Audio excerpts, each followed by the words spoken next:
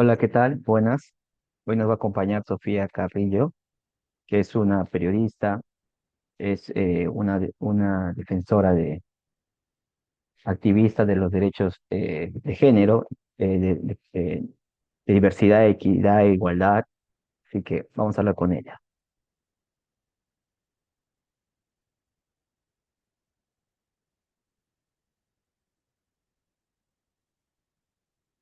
Hola,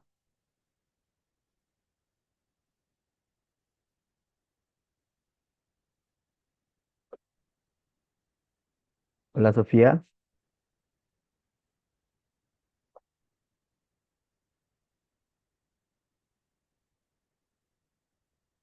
Era largo. Sí. Hola Sofía. Y cuando está acá, ¿dónde es que se quedan? Ahora está. Hola Sofía.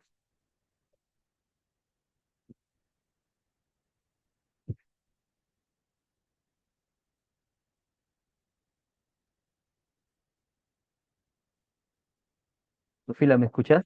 Tu audio está, creo, muteado. Hola, Hola Sofía, ¿qué tal? Ahora sí te escucho. ¿qué tal? Bien, ¿cómo estás? Bien, bien. Gracias primero por aceptar la invitación para poder Sí, conversar. disculpa que en la mañana no vi el mensaje y lo vi tarde. No, no te preocupes, no hay nada que preocupar. Bueno, hoy tengo el gusto para mi público, quiero darte una pequeña presentación. Tengo el gusto de conversar con Sofía Carrillo. Ella es una periodista, es una defensora, activista de derechos de género, diversidad, igualdad, equidad, de la cultura afroperuana y una luchadora contra el racismo y otros eh, males que aquejan a a la sociedad peruana, ¿no? Y me gustaría conocer su enfoque de cómo ve la situación sobre estos temas, que es humor, por ejemplo, el machismo, la agresividad, la violencia sexual, el enfoque de género, y bueno, los temas que ella es sexualista, ¿no? Entonces, bueno, Sofía, bueno, hay varios temas por donde empezar, y porque son muchos, ¿no? Que como comenté, tú eres activista en varios de estos temas.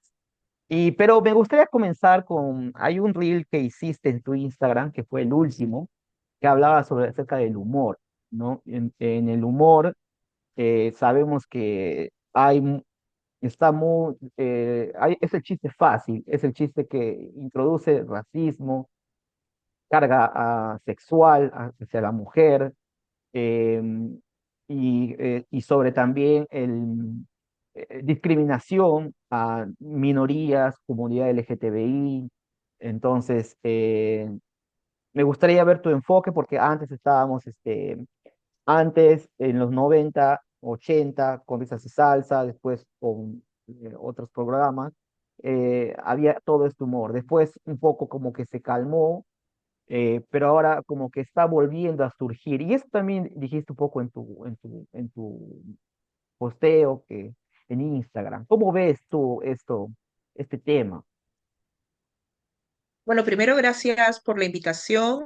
Como tú señalas, yo soy activista en la medida que levanto la voz frente a problemáticas que considero graves, que son estructurales y que finalmente también deben concitar el interés de la mayoría de nosotros y de nosotras, ¿no? Sin embargo, también vale la pena señalar que mi formación es periodista y gerente social. Entonces, desde ese lugar, desde el mundo de las comunicaciones, también me gustaría dar mi opinión. Es, como tú muy bien has señalado, la narrativa fácil, la risa fácil, Es un recurso que se ha utilizado en los 80, en los 90 y que se vuelve a colocar en los distintos espacios, ya no solo en los medios de comunicación tradicionales, llámese televisión y radio, sino también en las plataformas digitales, en los streaming, en las redes sociales. Entonces, eso concita mi preocupación porque primero que se está desechando y se está olvidando todo el camino que se ha recorrido, porque el humor que violenta, que se burla de la otra persona de manera negativa a partir de estereotipos y de prejuicios es violento. No, no estamos en contra del humor, no estamos en contra de reírse de uno, de con el otro, sino del otro de manera impune y con una ubicación de esta persona que se encuentra en una situación de vulnerabilidad, siempre pasiva, siempre esperando ser el motivo de risa de los otros, ¿no? Entonces, esto es peligroso porque trasciende el hecho, ¿no? Esto puede significar y significa en realidad violencia escolar, acoso escolar a los niños, a las niñas que están precisamente en estos grupos o poblaciones que consideramos no hegemónicos, llámese por cuestiones étnico-raciales, por una condición de discapacidad, por orientación sexual. Y esta es violencia que afecta incluso la salud mental y la salud física de quienes viven esta situación. Lo mismo ocurre con el machismo, no es solamente la hipersexualización en pantalla para la risa del otro, es el caldo de cultivo para que la violencia siga escalando y que luego de la burla llegue la violencia mucho más explícita a nivel verbal, se recurra a la violencia física y tengamos lamentables desenlaces como son los feminicidios. Entonces, es una cadena, entonces hay que mirarlo con la atención que merece y con la preocupación que merece. Claro, justamente cuando hablabas de un tema sobre en las infancias, donde justamente em, ahí es donde empieza un poco a desarrollarse estas em, prácticas, estas prácticas negativas y, y de ahí va pues formándose las personas, ¿no? Y crean normalizando todo esto y justamente ahí viene pues el tema de bullying, el chiste no es algo, o estos chistes o estos comentarios no son, no, o sea, no concitan o son contra estas personas, pero no son, eh, o sea, las personas que la hacen no necesariamente son, ¿cómo se llama? Tienen estas condiciones, como dices tú, discapacidad, ¿no? Entonces, Claro, lo que pasa es que es distinto a que tú desde tu lugar de enunciación, desde el lugar donde tú estás, puedas generar algún contenido que permita un humor crítico, ¿no? El humor crítico existe, ¿no? Desde tu condición, desde tu situación y tú colocas en código humor para generar una reflexión, ¿no? Y para generar un cuestionamiento incluso a las violencias. El tema está en cuando tú ubicas a la otra persona, que es entre comillas diferente, en una posición de pasividad y de objeto de burla. Entonces, allí hay una diferencia y es algo que ya en realidad durante muchos años se discutió, se habló, incluso han habido sanciones a canales de televisión por recurrir a este tipo de humor. Sin embargo, ahora estamos viendo que vuelve y que vuelven las plataformas digitales. Y como en realidad hay una ausencia de regulación clara de las plataformas digitales en nuestro país, tenemos esta situación, ¿no? Entonces, sí me parece importante que empecemos a verlo con mucha más atención pero también creo que haciendo un poco de autocrítica en general por el tiempo que se viene hablando de esto, lo que necesitamos sobre todo es cambiar el chip, ¿no? Necesitamos trabajar en el ámbito educativo, necesitamos crear otras personas, criar otras personas que no encuentren en este tipo de contenido una posibilidad para, entre comillas, generar humor y que este humor sea violencia. Entonces, necesitamos trabajar en muchos frentes. Eh, ¿Por qué justamente crees que está volviendo esto? Obviamente esto, como dices tú, se ha trasladado en las redes sociales, en YouTube, en TikTok, no sé, en los podcasts. ¿Por qué crees que tú crees que está regresando? Porque, por ejemplo, yo escuché algunos espacios de podcast que, que son muy famosos acá y que dicen, bueno, o sea, ellos se basan en mucha cultura woke, mucha funa, o, o sea, como protestando de que quieren volver otra vez a a volver a burlarse de, sí, que le pase nada, ¿no? Entonces, yo escucho mucho eso en podcasts masivos, ¿no? O sea, es como que se quejan, no, no hay que volver a lo anterior porque no hay que silenciar, pero es como, eso es una violencia. Pero ¿por qué crees que está regresando? Y ahí también, y para complementar, ¿cómo crees que se puede cambiar el chip? Como dices tú, porque eso es algo estructural, ¿no? Entonces, ¿cómo podríamos, por qué regresa y cómo cambiamos un poco el chip? Bueno, obviamente cuando ha habido estos avances, hay un sector que queda con menos poder, ¿no? Y ese sector es el que está preocupado y siempre ha estado preocupado porque las voces se alcen, porque haya críticas, porque no se mantenga lo de siempre, ¿no? Cuando nosotros estamos, por un lado, luchando para desterrar desigualdad, discriminación y demás, hay otro sector que está luchando para que esto no cambie, para mantener su poder, para generar desigualdad, para utilizar la discriminación como recurso, incluso de incrementar sus ingresos financieros, ¿no? Entonces, hay una sociedad que sigue conviviendo con estas diferencias que ya hemos identificado. El tema está en que cada vez deberían haber menos de estos seres o de estos grupos, ¿no?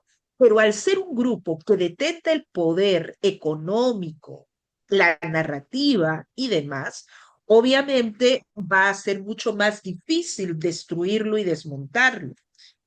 Y creo que el camino para que esto ocurra es precisamente generar reflexiones en los espacios educativos, en espacios amplios y plataformas como estas que identifiquen cuáles son los aspectos que no podemos repetir, ¿no?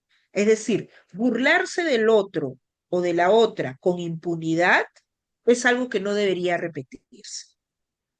El chiste fácil no queda en la persona a la cual se alude. Si tú te burlas de una persona porque es indígena, porque es afrodescendiente, porque es mujer o porque tiene una condición de discapacidad, tú también te estás burlando de todas las personas que son similares a ellas, incluso cuando la propia persona no reconoce la violencia, ¿no? O no le afecta, entre comillas, la violencia. Entonces, allí yo creo que necesitamos hacer reflexiones mucho más profundas. Cierto, y es algo que recién estoy viendo y que quizás tendríamos que profundizar más, hay un tipo de humor que ha colocado sobre todo a personas con discapacidad, ¿no? En una relación eh, digamos, entre comillas, paritaria para la burla, ¿no? Yo creo que justamente estaba tratando de ver un poco lo que hace Hablando Huevadas, por ejemplo, donde las personas con discapacidad o las personas que están justamente en estas minorías van al programa eh, incluso para participar en la burla, para participar en la dinámica que establecen los conductores. Entonces, yo más allá de criticar a los conductores, yo sí creo que vale la pena hacer un análisis más profundo de lo que les está significando a las personas que participan en esto, de cómo la salud mental también encuentra recursos y herramientas para sobrevivir, ¿no? Y para resistir y para estar. Entonces, yo sí hago una diferencia en torno a lo que está presentando formatos como este con lo que podemos ver en un streaming habitual y normal. Ojo, no estoy diciendo que está bien, estoy diciendo que merece otro tipo de análisis, ¿no? Que merece otro tipo de reflexión, que quizá este no sea el espacio en el cual lo vamos a hacer, pero sí creo que hay que verlo con otra perspectiva, ¿no? Y con toda la crítica que yo he tenido en torno a este programa en específico, creo que sí hay diferencias en lo que están produciendo, porque también tenemos que ver a quienes están recepcionando esto y a quienes tienen, entre comillas, argumentos para defenderlo, ¿no? Sí, justamente yo había hablado con Alex Huerta Mercado, psicólogo, y él me comentaba, yo también le comentaba acerca del humor, ¿no? Porque él en sus libros y habla del humor peruano. Y él me decía, él me comentaba de que lo que pasa es que, bueno, según su reflexión, me decía que es porque las personas somos, en la sociedad somos un numerito, somos, por ejemplo, su número de DNI. Entonces, que al participar, él me comentaba en su experiencia de que fue a risas y salsas y cómo vio, al participar en esta dinámica de humillación, porque ahí obviamente te humillaban, no les importaba, porque era salir en la tele, ¿no? Claro. Era salir y ser visto, Era ser protagonista, claro, y dejar de ser la persona X, un así es. desconocido, ¿no? Entonces, eso más o menos él me decía por qué ellos, o eso era un poco su teoría, ¿no? Igual me imagino que también me comentó algo acerca del programa de Hablando Huevadas, que ahí obviamente veo una burla, aunque yo francamente no veo el programa, me parece muy largo también. Y bueno, Sí, no, yo nunca lo he visto, la verdad. Lo que he visto son los clips y, y, y sí, es como muy recurrente la participación y la participación activa del público con este tipo de burlas, ¿no? Entonces, sí me parece interesante como ya desde una mirada como comunicadora, desde una perspectiva social, sociológica lo que se está dando, ¿no? Más allá de que no es algo que a mí precisamente me jale, ¿no? Es decir, no soy su público tampoco. eh, justamente también, como para pasar a otro tema, y tú decías, hay que empezar, creo que si estoy entendiendo bien, desde la educación, ¿no? O sea, desde los colegios, bueno, las primarias, los colegios, ¿no? Enfocar ponerle otra mirada a estos temas, o más que todo hablarlos, porque no se habla esto se calla, no hay un enfoque de diversidad, de tolerancia, de hacer participar, de hacer ver, ¿no?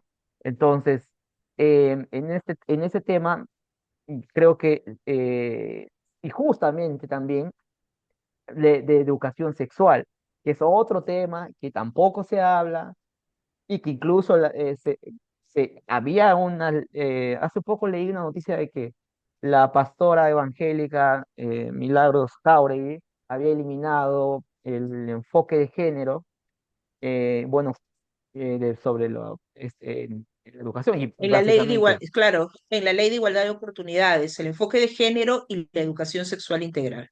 Sí, entonces, por, bueno, su religión, y bueno, entonces no se habla de esto, ¿no? Cuando es obviamente, eh, como importante hablar acerca de educación sexual y los otros temas que hemos mencionado, ¿no? Pero ahora, avanzando un poco, eh, como, ¿por qué crees tú o que es importante tener educación sexual integral en los colegios, ¿no?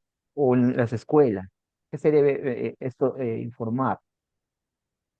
La educación sexual integral plantea que todas las personas tenemos derecho a vivir una sexualidad plena, responsable, informada. Y cuando hablamos de la sexualidad, estamos hablando no de sexo únicamente, y eso es algo que tiene que entenderse, ¿no? La sexualidad es consustancial a nosotros. Por tanto, de acuerdo a cada etapa de vida, necesitamos un acompañamiento y una formación en sexualidad. Cuando nosotros hablamos de educación sexual integral, estamos hablando de brindarle a los niños y a las niñas, por ejemplo, información para que puedan identificar situaciones de riesgo, para que puedan fomentar prácticas orientadas a su autocuidado, para que puedan establecer relaciones respetuosas con sus compañeros y compañeras. Y esa información va cambiando y va graduándose de acuerdo a cada etapa de vida. No es que tú les vas a hablar de relaciones sexuales coitales a un niño de 4 años. Esa es la gran mentira que sectores ultra conservadores o antiderechos, representados por la congresista Milagros Jáuregui, plantean, ¿no? Mienten a la población y sobre todo en base a los prejuicios existentes. La educación sexual integral es un derecho humano, es un derecho que tenemos todas las personas, ¿no?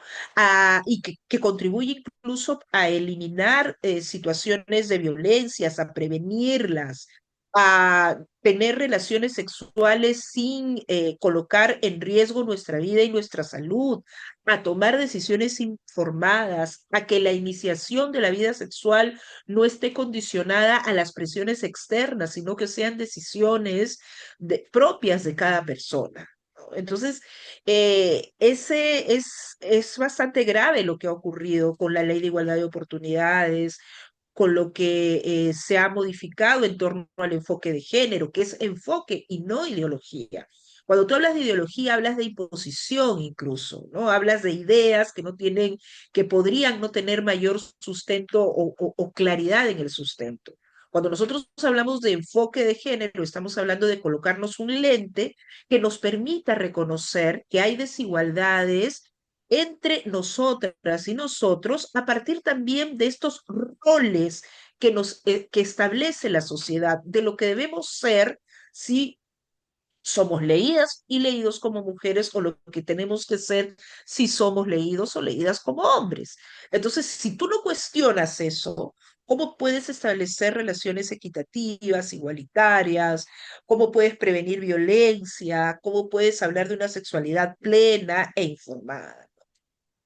Claro, y justamente también, como dices tú, acá es una mentira que se habla constantemente y mucha gente pues cae en esta retórica que ellos llaman ideología de género que fue inventado por el Papa Ratzinger, creo que él fue el primero que acuñó este término que realmente no es ideología, o bueno, para tratar de hacer esto, ¿no? Y aparte también con esto se puede prevenir embarazos no deseados, ¿no? Y muchas otras cosas que son, Así es. claro. Ahora, justamente también comentabas cuando en esta, la protección sobre también hay mucho sobre la performación cómo debe ser un hombre o cómo debe ser una mujer, ¿no? Había, por ejemplo, leído a un libro el libro XY, la identidad masculina de Badinter, e incluso también la de Judy Butler, que es el género en disputa, que Sí, justamente hablan de que el género es performativo, ¿no? Tanto en el varón como en la mujer, ¿no? Entonces, y sigue siendo una performance constante hasta el día de hoy, hasta el día que crezca, ¿no? Entonces, es importante como ir justamente enseñando que esto, para que las personas se sientan libres de su sexualidad, sea de la comunidad LGTBI, que también es otro grupo de personas, que la religión va atrás de ellos, y creo que este movimiento mundial que está sucediendo de las nuevas derechas, extremas derechas, atacan con más furia, creo, a estos grupos. ¿Cómo ves, por ejemplo, en ese caso, el avance de la, no sé si avance, o bueno, el avance sí, de estos grupos extremistas y el retroceso, o no sé si retroceso, pero el ataque continuo que está sufriendo la comunidad LGTBI, y también están ahí las mujeres, ¿no? ¿Cómo ves esto? Eso, por ejemplo, López Aliaga, él es un sí, claro. clarísimo, y sus congresistas, ¿no? Hay otros, obviamente. ¿Cómo ves tú Sí, este canal? sí, y ojo que no solo pasa en Perú, no está Claro. pasando en el mundo, en la región, vemos lo que ocurre en Estados Unidos, en fin. Eh, Nuevamente, es apelar a los prejuicios, es apelar a los estereotipos, a los miedos que podemos tener los seres humanos y a este no reconocimiento de que todas las personas deberíamos tener los mismos derechos.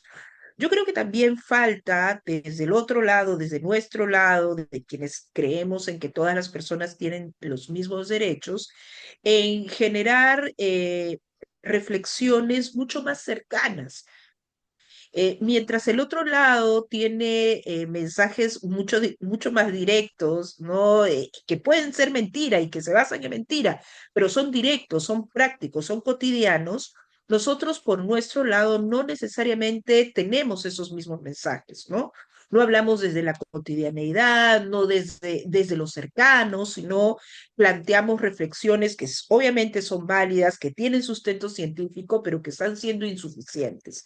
Por otro lado, también no estamos viendo el poder económico que está atrás de todo esto. Cuando hablamos de rechazo a las personas LGTBIQ+, hablamos de rechazo a las mujeres, estamos hablando también de que quienes lideran esto son personajes que justamente han gozado de los privilegios que les da la heterosexualidad, la blanquitud, el ser cisgénero, ¿no? Entonces, todo esto está en riesgo, ya ha estado en riesgo. Entonces, obviamente, mientras nosotros podríamos estar avanzando, ellos también estaban rearmándose. Ellos también estaban buscando cómo contrarrestar esta situación, ¿no? Porque los líderes precisamente de este tipo de discursos son hombres cisgénero, blancos, heterosexuales y mujeres también, ¿ah? Mujeres heterosexuales, cisgénero, es decir, blanqueados, no todos blancos, pero blanqueados o que quieren acercarse a la blanquitud de una manera mucho más clara, ¿no? Entonces, eso es real, ¿no? Eso es real. Y también es real que mientras nosotros no podamos construir nuestro trabajo y nuestros mensajes con las bases, con la base social, ¿no? Con la comunidad, pues es mucho más fácil derogar leyes, derogar políticas, ¿no? Dejar sin efecto los avances, ¿no? Porque la comunidad como tal no siente suya esos avances o no siente suyos esos avances que podemos haber identificado hasta algún momento, hasta hace algún momento. Justo cuando hablas la cotidianidad, he escuchado personas en las que dicen, pues, ¿no? Algo así como que primero hay que pelear o hay que combatir la corrupción. Después hay que combatir, o sea, después vamos por la desigualdad. Después vamos por eso. Ya los derechos de igualdad de la mujer o los derechos de los LGTBI o las minorías indígenas, como ya, eso lo vemos después porque no es muy importante por ahora. Pero digo yo, cuando nació el feminismo o cuando se peleó los derechos de los gays de Estados Unidos, aquel bar famoso, en los disturbios también Mm. había corrupción, también había hambre, también había todo. O sea, no es una excusa como que he escuchado a gente decir, primero, hay que preocuparnos primero por eso, después vamos por lo otro. Yo creo que se puede pelear, o sea, o se puede avanzar por todos los frentes, ¿no? O sea, no dejando atrás uno que otro, ¿no? O sea, porque me parece a mí Claro, que, porque allí tú estás reconociendo lo estructural del problema, ¿no? No estamos hablando de una discriminación anecdótica, individual, estamos hablando de problemas estructurales.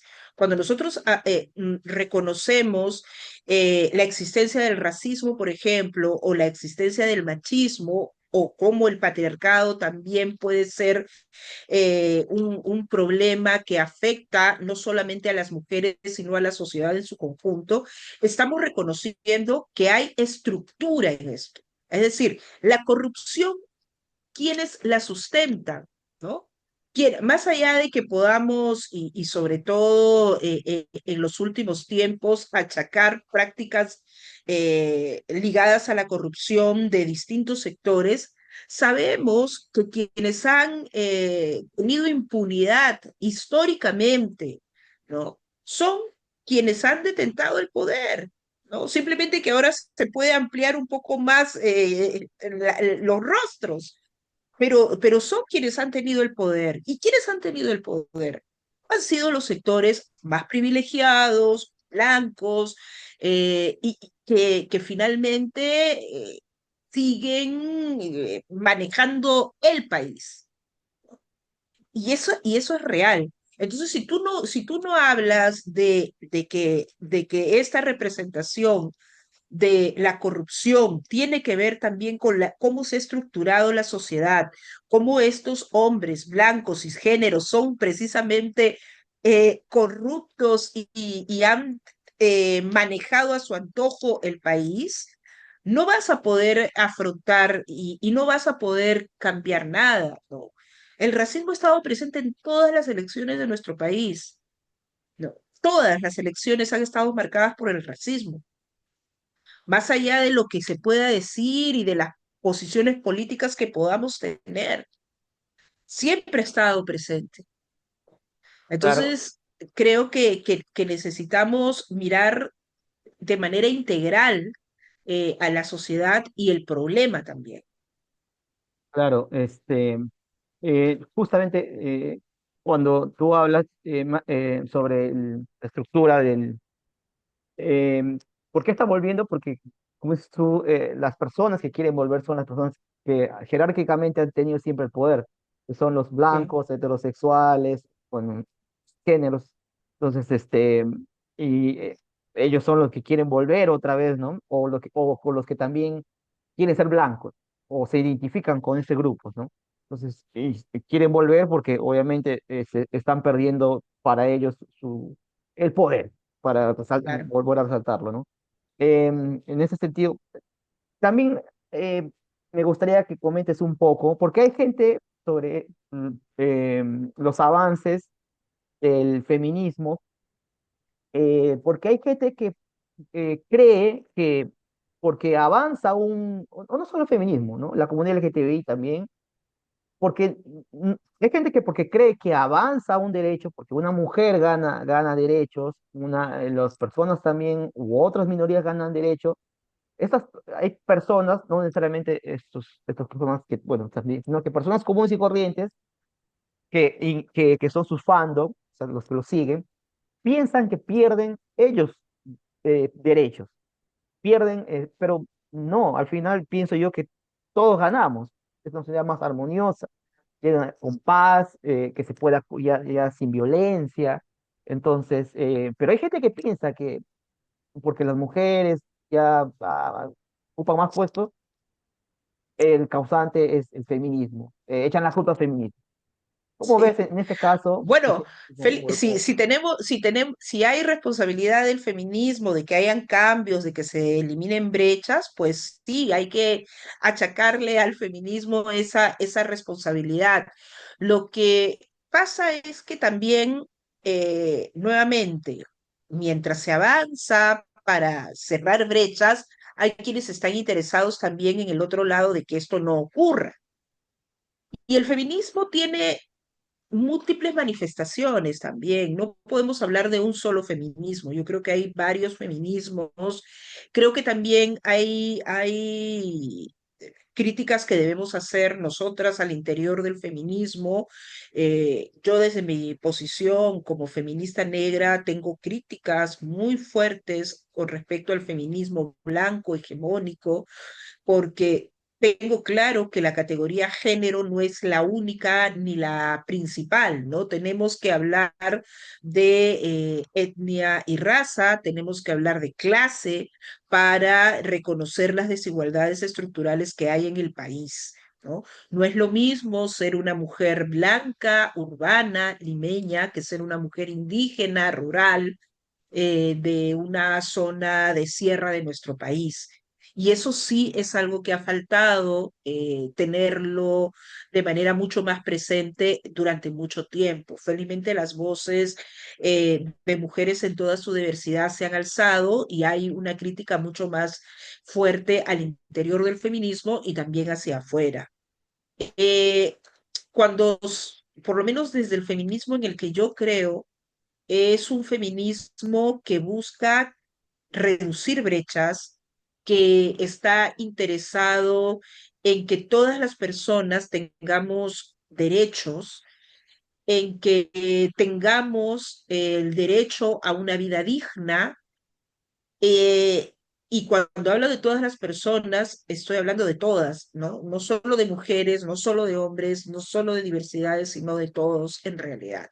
Entonces, me parece que sí estamos en un momento difícil para los feminismos y por eso mismo necesitamos volver al territorio, volver a la comunidad, conversar entre las mujeres en su diversidad, pero también plantear reflexiones mucho más ampliadas con hombres diversos, con personas que puedan generar cambios, porque finalmente el avance de las mujeres solas no va a ser suficiente, porque va a haber un momento en el cual ya se bloquee y no podamos ampliarlo, ¿no? Entonces, por eso creo que los espacios tienen que ir abriéndose aún más. Eh, claro, cuando hablas, cuando yo justamente estaba leyendo, porque a mí debo confesarte que yo también era un crítico del feminismo, pero porque no lo entendía realmente, ¿no? Entonces, empecé a leer un poco más y también otra cosa y me di cuenta que es algo que es realmente es maravilloso, es bueno en realidad, ¿no? Claro que es que en todo movimiento, en todo avance, hay cosas en las que se puede ir puliendo, ¿no? Otra cosa que también veo, este, es algo que también yo no entendía y a lo que quiero llegar es que uno tiene que deconstruirse, esa palabra que tantas veces odian las personas, o esas personas que no quieren que avance, porque también leía, por ejemplo, sobre las teorías de género, en las que justamente hay varios libros que también no la entendía, no sabía de qué, eso de que uno quiere ser de una diversidad u otra, tampoco la entendía, pero hasta que pude leerla, pude estudiar un poco y pude saber de que eso es el siguiente paso, ¿no? Para una sociedad más libre, más justa.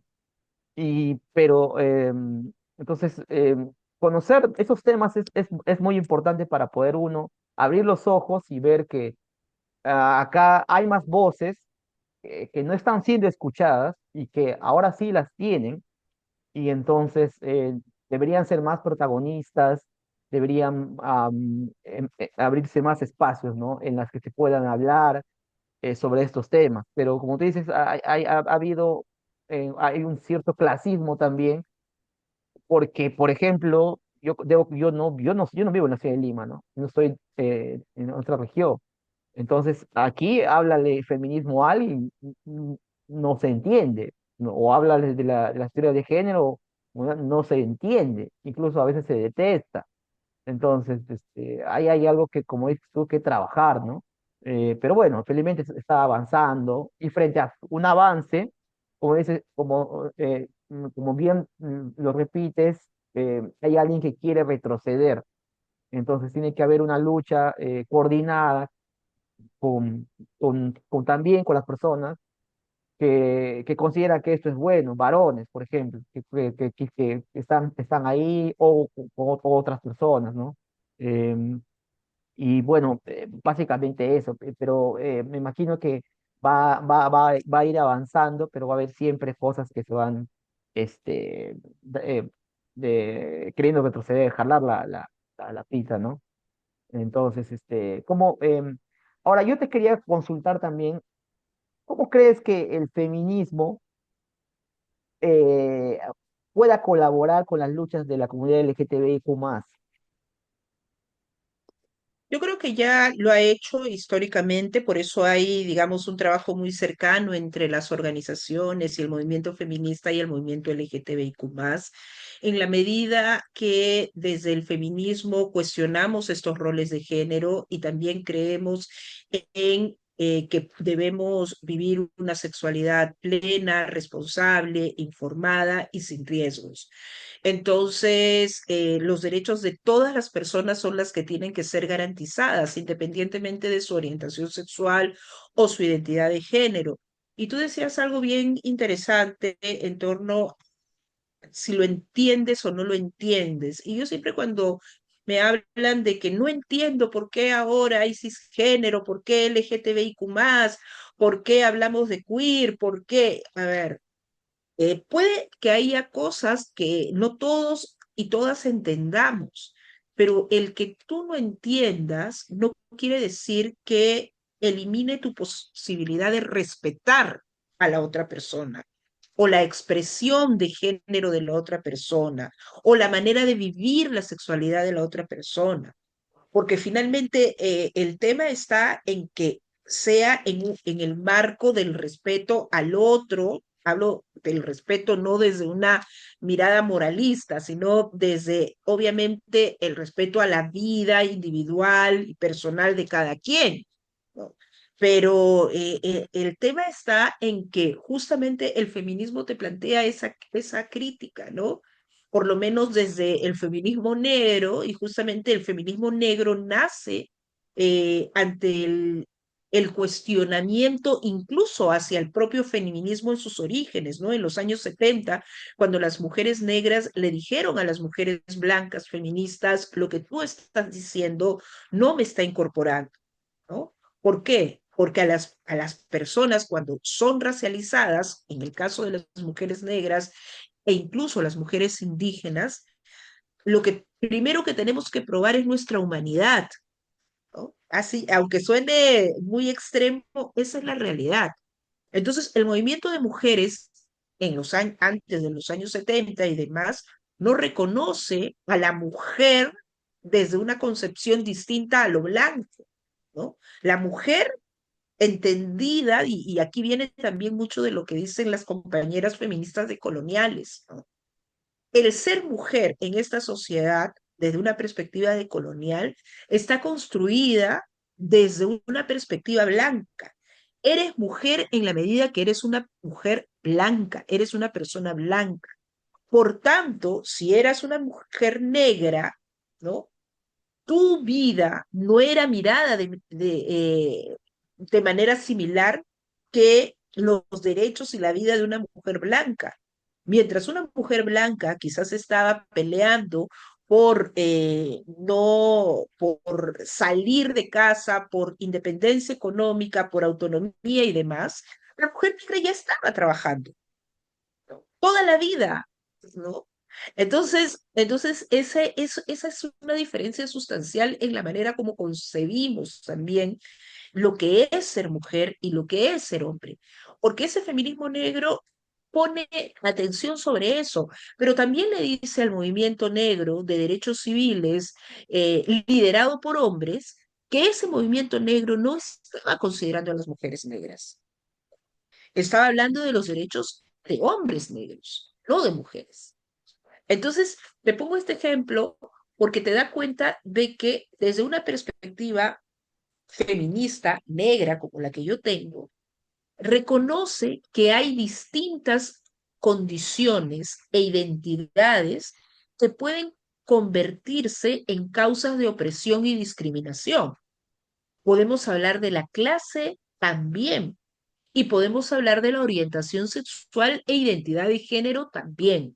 El feminismo negro habla del cambio, no solamente para las mujeres, habla del cambio de la sociedad desde la estructura y desde todas estas particularidades que tenemos y que ninguna de nuestras identidades y de nuestras condiciones tienen que ser causas de opresión o de exclusión. Entonces, ese sería mi comentario con respecto a eso. Cuando justamente lo que dices es muy cierto, porque cuando, o sea, ya ser em, blanco, mujer o varón, ya te pone en un nivel de un punto de partida más Privilegio. arriba Sí. lo- que una mujer afroperuana, afroamericana, afrodescendiente, o que una O persona, indígena. exacto, indígena, ya te pone en otro nivel, ya tienes que competir de un nivel más bajo todavía, tienes más que luchar contra la corriente, ¿no? Y justamente cuando todo esto es una carrera que no es igual para todos, no es igual, no va así, pero bueno, se va incorporando, como dices tú, hasta que se va viendo, se va identificando que acá también hay un problema, acá también hay otro, aquí no estamos incluyendo a estas personas, aquí también falta incluir a estas otras personas, y entonces se va armando como que a una mejor representación. Obviamente no, todavía no lo logramos, no es lo ideal, o no estamos todavía en este mundo ideal, sino que, como te digo, yo a veces veo que se está a veces retrocediendo, pero bueno, eso es justamente parte de la sociedad, ¿no? Ahora, te quería comentar también sobre el tema eh, sobre la instrumentalización de la religión que había tocado justamente con la señora Milagros Jáuregui y su partido y el señor López Aliaga, que eso también, como decías tú, no solamente está en Perú, ¿no? Pasa en Estados Unidos con Trump, que está ahorita con los evangélicos, está en otras partes del mundo, y eh, yo a veces yo veo que el mensaje era muy simple. Ama, como decía Jesús, y deja vivir, ¿no? O sea, y deja libre a las personas. Pero se ha complejizado al institucionalizarse el mensaje como que se hizo muy denso, se hizo muy prohibitivo, esto no, esto sí, esto sí, esto no, esto no. Y bueno, yo creo que si bajaría Dios, o perdón, Jesús, eso, incluso a él lo tildaría, no sé, de No, progre, sería de caviar, sería caviar, sería caviar, caviar, sería progre, woke, izquierda, izquierda, rojo, todo, ¿no? todo. Porque incluso, como dices tú, incluso el almanaque que te dan cuando sale de Jesús es un blanco, blanco, Sí, claro. rubio, cuando en esa parte, esa región de donde supuestamente nació Jesús, no tenía esos rasgos, pues, ¿no? No. Entonces, ¿cómo ves esta instrumentalización de la religión? Porque está viniendo con fuerza. Ya Sí. vinieron con eso finaliza. En Brasil, los evangélicos, creo que el parlamento brasilero es masivamente evangélico. Acá no sé cómo está avanzando, pero bueno, la congresista, una sola congresista, Milagros Cabral, está destruyendo todo. Y Sí, bueno, sí, acompañada de sí. otros. Entonces, Sí, sí, sí, con Muñante y compañía. Y en realidad lo que pasa es que hay un desconocimiento de lo que somos. Constitucionalmente, el Perú es un estado laico y el estado laico plantea que hay un respeto a todas las religiones, a todas las confesiones religiosas. Y también plantea de que no es la religión lo que debe mover el diseño de políticas públicas, la legislación, la normativa. Entonces, como este Congreso sabemos lo que es, ha desestimado y ha borrado todo esto y está haciendo lo que se le da la reverenda gana en favor de estos sectores antiderechos, ¿no? La religión es respetada. Nadie puede decirle a la congresista Milagros Jáuregui cómo comportarse en su vida personal o en su vida familiar. Lo que ella no puede hacer es que sus creencias las coloque en leyes y perjudique y desampare a niños y niñas, porque aquí es bastante grave. Cuando tú dices no educación sexual integral, cuando dices no enfoque de género, estás diciendo también que esa niña de 10 años que está siendo abusada sexualmente en su hogar por su padre o su padrastro o su tío, no tiene una instancia a la cual acudir, no tiene una escuela que le haga ver la condición de riesgo que tiene, no tiene una escuela que se convierta en un espacio protector para esa niña. Entonces, es muy grave lo que está ocurriendo, ¿no? La religión también en su manera más tradicional busca el control de los cuerpos, sobre todo de los cuerpos de las mujeres. Entonces, si nosotros esto, además de vivirlo ya en distintos espacios, lo convertimos en norma, pues está atentando contra el derecho de las mujeres y contra la vida de niñas, de niños y de muchas personas. Bueno, para ir cerrando, yo cuando a veces escucho bueno, o veo algunos programas de podcast, no, no en realidad todo, porque veo Ujú. reportes, yo a veces siento que cuando se habla de algunos temas, em, solo lo ven como algo superficial, algo Contenido, lo sí, ven como claro, contenido, lo ven como likes, como posibilidad de clips y demás. claro, que genera clickbait y todo eso, pero bueno, no hay realmente un cambio o algo que se pueda hablar en serio, no porque básicamente también hay programas en las que dicen, bueno, nosotros no somos obligados a educar, no somos entretenimiento. No, Mm, y es cierto, es decir, lo que pasa es que, a ver, lo que pasa es que sí, uno puede entretener, no todos estamos obligados a generar contenido duro, denso, análisis crítico y demás, pero lo que no puedes hacer es generar contenido que discrimine, que sea machista, que sea racista, ¿me entiendes? Es decir, hay entretenimiento, haz entretenimiento, pero no violentes, no discrimines, no seas machista, ¿no? Claro, lo que pasa es que en nuestro país el entretenimiento es sinónimo de todo eso precisamente que he señalado. Es el entretenimiento fácil, la burla fácil. Lo que ocurría en los 80, en los 90, es lo que está pasando ahora, ¿no? Y quien más violento es, quien más discrimina, quien tiene, es seguramente uno de los que más seguidores tiene y más aceptación va a tener y menos crítica. Quienes planteamos otro contenido, vamos a tener hates, odiadores, mucho, mucho en contra. Entonces también hay mucha gente que no quiere hacerlo.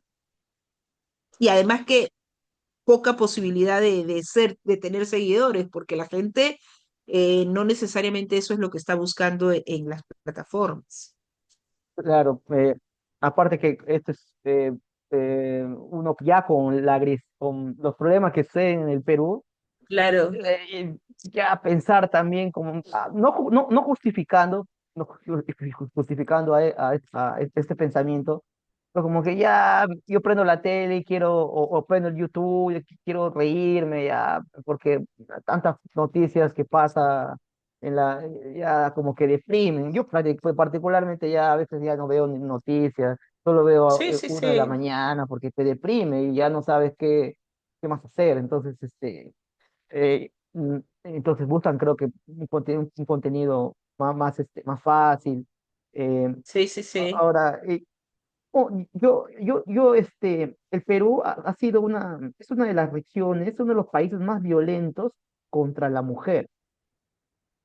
Violento en todos los sentidos, ¿no? Desde acoso callejero, desde violaciones, agresiones, insultos, no sé. Em, Creo que México es el que lidera acá, creo que en esta parte del mundo.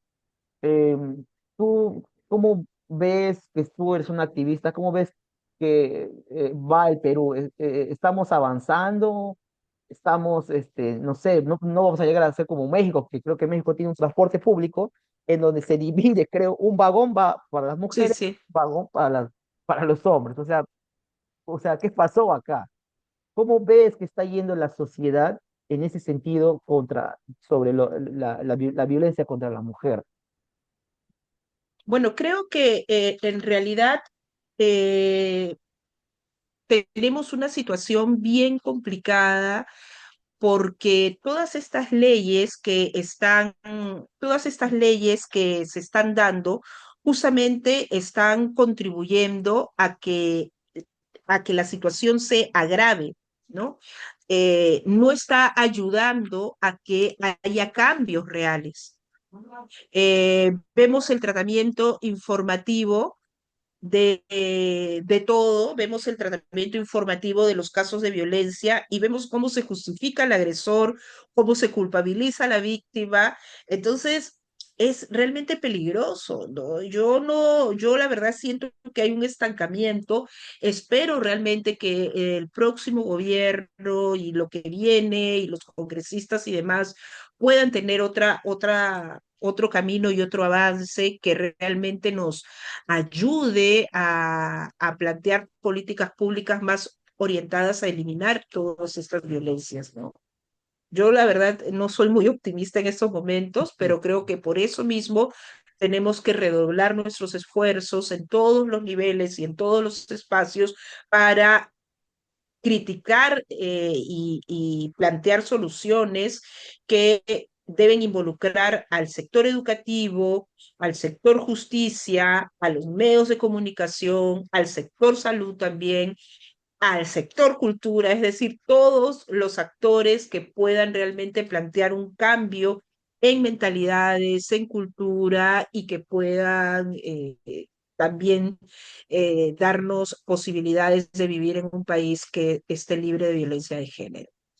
Sí, porque como decías tú, y para ir cerrando ya, yo Sí, he visto ok. que justamente cuando incluso los jueces o las juezas mujeres omiten cuando hay una violación, un Claro. maltrato hacia la mujer, ¿no? O sea, Sí, hay que porque cambiar. nuevamente, porque por eso es importante el enfoque de género, formar a jueces, a operadores de justicia que tengan una perspectiva de género, que puedan reconocer esto y que puedan ser justos y sancionar a los responsables de violencias, ¿no?